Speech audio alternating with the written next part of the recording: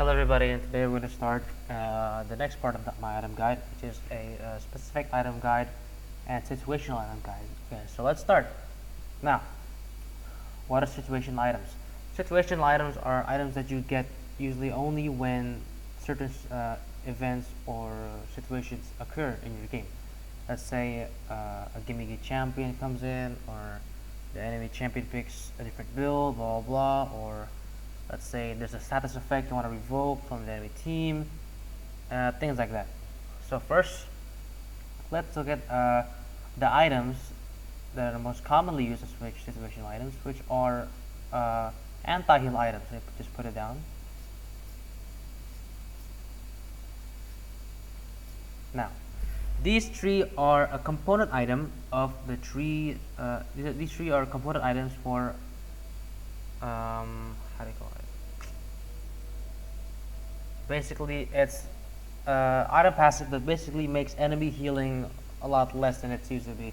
It's called Grievous Wounds. What it basically does, yeah, like I said before, it just makes sure that the enemy heals less than they're supposed to, right? So the Bramble Vest, that's the tank variation of the Grievous Wounds item. You can just calling the AD variant, and then Oblivion Orb, the AP variant. Now, the difference between all these three is I'll explain here. So that for the Bramble Vest, it only applies if the enemy hits you, right? If the enemy does not hit you at all, then their healing will still stay the same. While as the others, you'll have to hit the enemy first, right? So then the Grievous Wounds effect will apply on them for a few seconds. And now let's take a look at their full item builds, okay?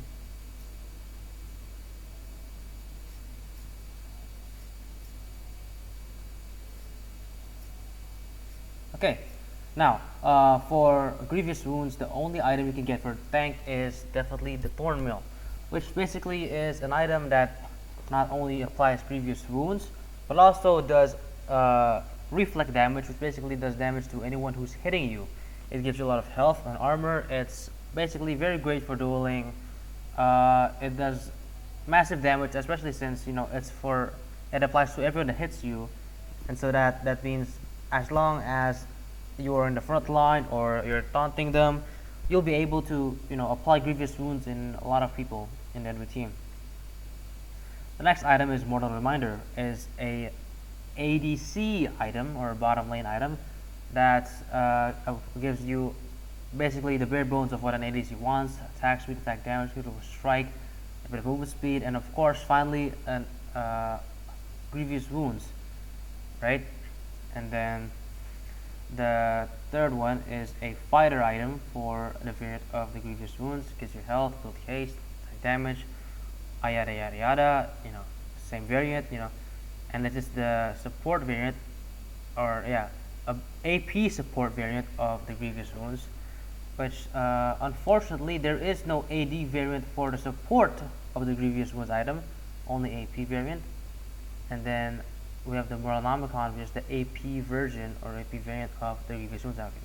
Now, why would I ever want to buy all these items when I can get the bare bones of the more important effect of the Grievous Wounds for just around 800 gold? Well, when you upgrade your items to their full item build, right, not just buying the components, these Grievous Wounds actually increase. So for Thorn Mail, whenever you CC an enemy, it applies 60% Grievous Wounds, which means that 60% of their healing is gone, right? Compare that to the 40% you had on the component item, right? For this, you're gonna have to, attack them 3 times, you make it 60%. For this, you're gonna have to make them, fight an enemy below 50% health. For this one, you also need to, heal another ally or shield another ally, right? And then for this one, also the same as the fighter item, it's gonna need the enemy team to have 50% less health.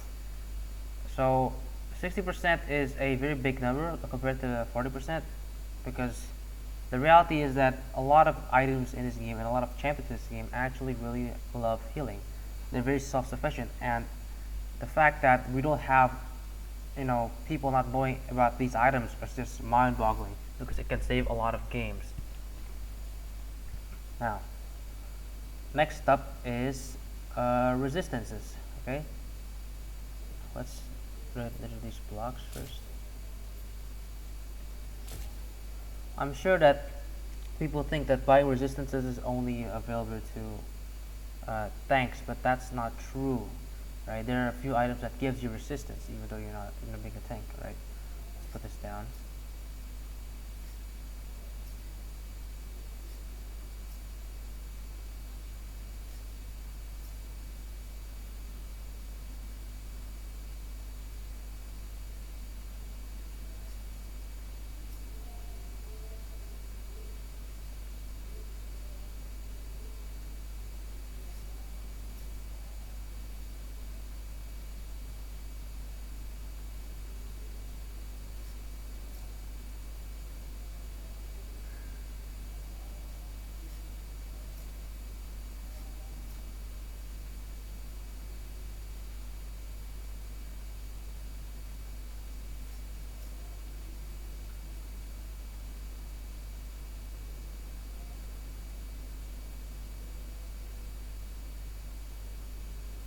Yeah, and that should be it.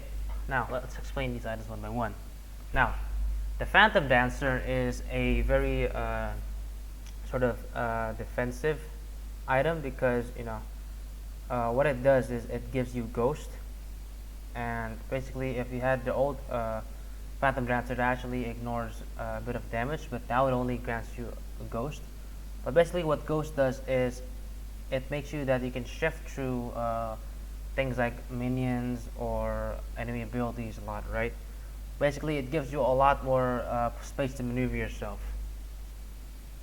The next item is Zoya's Hourglass. What it basically does is it's an active item that when you click on the item or use the item, it turns you invulnerable, right? Nobody can attack you, but in exchange you can't do anything for 2.5 seconds either.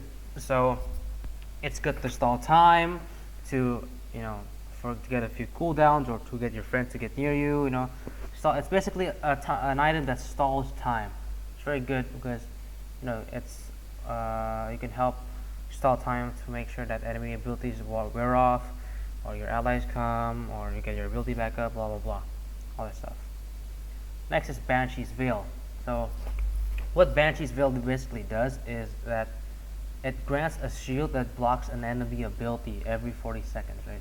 And the shield stays on you, right? It's a passive item, passive active. So basically, think of it as a Sivir W or Sivir Shield. Well, it just basically blocks one single spell from hitting you, right? It'd be really great if assassins have this item, because assassins generally only come in and out very quickly, and people are only usually able to get 1 or 2 hits on them. However, those 1 or 2 hits could be lethal, so the fact that you have an item that blocks an enemy shield an enemy ability once is pretty good. The Edge of Night is the AD version of the Banshee's Veil, which is an AP item. It basically does the same thing, except that it's more of an assassin, AD assassin item. Now, Mercurial Scimitar is an item that removes all CC on you except airborne, and gives you movement speed for 1 second. This is a very sort of skill-based item. It's an active item. This item does not get enough bang for its buck unless you're able to use the active will. If you're not able to use the active will, this item is not the best item you can get. But if you think you're able to time it correctly or react to it perfectly and use the Mercurial Scimitar, most people call it Quicksilver, or QSS for short, Quicksilver Sash, and to just remove the CC on you. And once you do that, it gives you so much space and so much potential for this item. Next up is Randuin's Omen. What it does is that it's an anti-crit item. Okay, so when you buy this item, not only are you tankier, but you can also use an active on it, which makes sure that your team, your team take less critical damage. Right, it's very good when you're playing against a funnel comp or a team that has a lot of ADCs. Right, blah blah blah blah. Next is Gargoyle Stoneplate. Basically, this is an item that has an active that makes you very, very tanky for a short period of time, but in exchange, in that short period of time, you're not going to be able to do much damage. Okay, so next item is Anathema's Chains. So basically, it's a gimmick item that basically it makes you choose an enemy, and over time, you gain stacks on the item. And how many stacks you have on the item means that how much less damage are you taking from the enemy. And the max is 30% reduced damage. And even at maximum stacks, the person you choose has 20% less tenacity while near you, which means that they're going to take 20% longer to be hit by CC. They're going to be rooted, stunned, feared, anything for 20% longer. Now that we're done with the items that are defensive situational items, let's talk about offensive situational items. Let me just lay this block. Now let's go to the bottom where we'll find offensive situational items.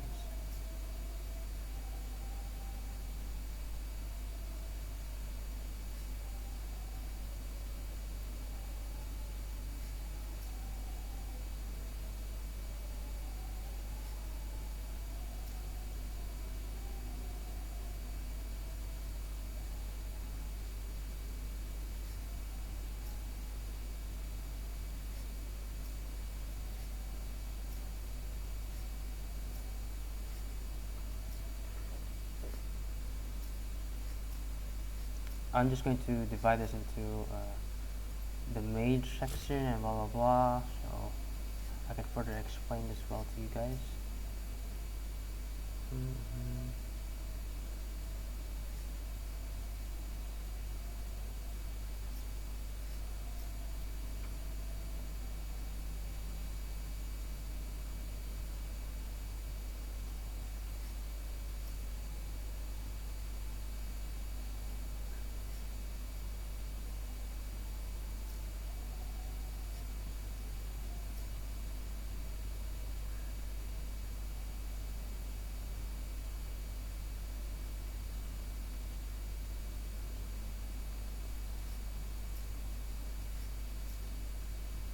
And those should be all the situational items for this game. Now, let's start with the Aed items. First is the very quick plates. This item is very situational because it only works well if you're playing an ADC that really relies on quick cooldowns, but also utilizes things like, their auto attacks, right? So if you're gonna play this item, usually play this item with things like Lucian, even Zeri sometimes, right? The very quick blades, it works really well with her. Basically, Lucian is one of the top tier things you play with this item. I think that's the only thing I can think of that comes to mind when you play this item. Things like Rengar and Kha'Zix can also work on this item if you're playing a crit build. Next is Shirley's Grudge. Basically, it's armor pen item that also slows enemies with their abilities. The reason why I think this thing is very situational is because it only works well with champions that use a lot of abilities. Things like Zeri, Ezreal, Lucian, things like those. Because those champions, don't rely too much on their auto attack because they rely a lot on their abilities. Next is the Blade of Ruined King. Though it's situational, the majority of traditional ADCs do use this item, just because of how much it's sort of a tank killer item, but it also helps with carrying because it gives you a bit of movement speed, and it gives you a lot of lifesteal too. it gives just enough attack speed and attack damage for it to help you. But basically, it's an item situationally only for auto attack oriented champions. Next is Wit's End. Basically, this item is a anti-AP item. It defends you from AP with the 40 magic resistance, which is a lot, and it also applies on-hit damage, right? Magic on-hit damage. So this is a very on-hit character build. You play it on usually things like Vayne or Kog'Maw, right? Next is Lord Dominik's. Lord Dominik's is not only an armor penetration item, but it's also an item that focuses on killing tanks. So if you feel like there's a lot of tanks on the enemy team and you feel like you don't have enough damage yet, or your team doesn't have enough damage yet, then you would always want to buy Lord Dominik regards. However, this does not come with the utility that Shirley or the Grievous Wounds variant gives you. Next is Serpent's Fang. Serpent's Fang is basically an item that breaks enemy shields. Basically, it does a lot more damage to people that has been shielded recently or is going to be shielded. It does a lot of damage, but you don't really get that much bang for its buck if the enemy does not have any shields.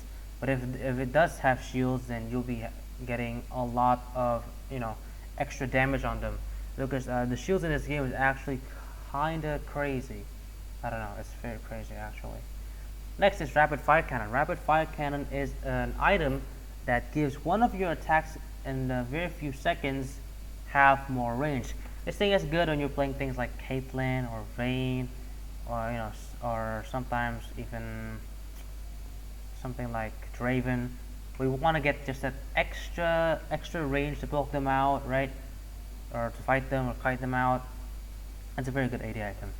Next is Glaive, which is basically assassin item that reveals enemy wards nearby and makes your auto attack instantly kill traps or wards that has been spotted by this item.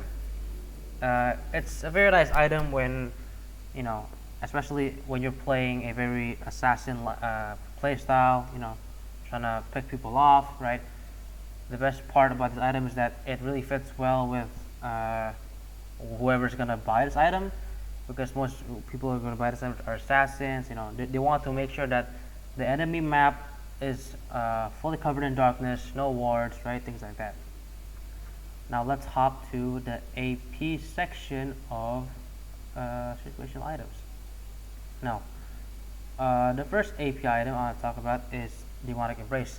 This is similar to Leandri's, which is a tank item, but it's a secondary, so it's not a mythic. It does not take up the mythic slot of your item, so you can get this. Usually, when people buy tank items, they always go for the second if they're really focused on killing tanks. It's a very nice tank killing item because it also pairs well with giving you extra health. You'll always want that as a mage. Next is a Cosmic Drive. A Cosmic Drive is a item that basically really helps mages that want to move in and out very quickly. Things like Echo, Elise, Ari. You want to use this item because it gives you a bunch of AP and a lot of movement speed to kill quickly and move out quickly. It's a very nice item for them. Next is Lichbane. Lichbane is an item where you'd only want to pair this item with champions, AP champions that do auto attack. Things like Echo, Ziggs. That's all I can think of right now. But basically, any AP champion that also auto attacks, there's a lot of damage to their auto attacks, you'd want to buy this item. Next is the Nasher's Tooth. It's honestly sort of an AP AD item because though it's AP, a lot of ADCs that build AP build this. Basically, it gives you on hit, it gives you ability power, it gives you attack speed. It works well on Twitch, Varus, and things like that. Next is Horizon Focus. This item, though might not have the best stats at first, compensates for its really good passive. So basically, its passive is whenever you immobilize CC an enemy or hit them over your the 700 minimum range, they will take a lot more damage from that. So that means that if you're playing a max range mage and you feel like you're good at hitting your shots, always buy this item because this item is so efficient if you're able to utilize that passive ability quickly. Next is the Shadow Flame. The Shadow Flame is also sort of a tank killer item, but instead of the other tank killer items which focuses on max percent health damage, this one focuses on the flat magic pin, basically. And it's also a shield killing AP item. It's a shield killing variant of this item, the Serpent's Fang, but for magic.